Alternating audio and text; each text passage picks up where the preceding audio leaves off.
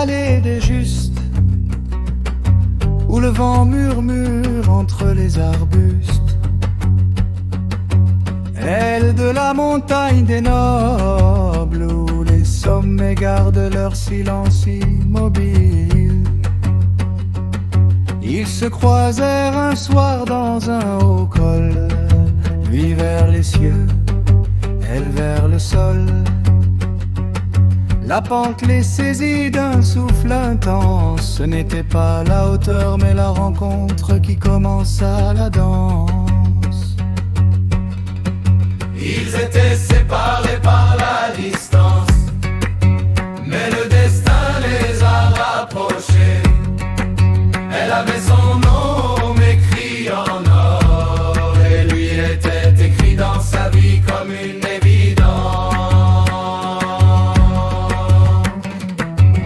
Alors ils marchèrent d'un même élan, ignorant si le sentier montait vraiment, ou s'il glissait encore vers la terre, car la pente apportait moins que la lumière. De leur présence avançant à deux, leur premier horizon fut la mer vaste et bleue. Ils comprirent que rien jamais ne reste figé, que tout commence, se défait, puis peut renaître à son gré, et que le monde dans son souffle éternel recommence toujours, fragile et immortel. Ils étaient séparés par la distance, mais le destin les a rapprochés. Elle avait son nom écrit en or, et lui était écrit dans sa vie comme une évidence. Ils accueillirent leur enfant près d'une oliveraie,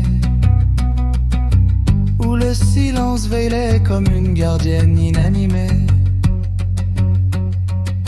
Elle posa son prénom sur la terre d'un geste tendre, fragile, presque solaire. Quand il s'approcha pour le contempler, les lettres se mirent doucement à briller,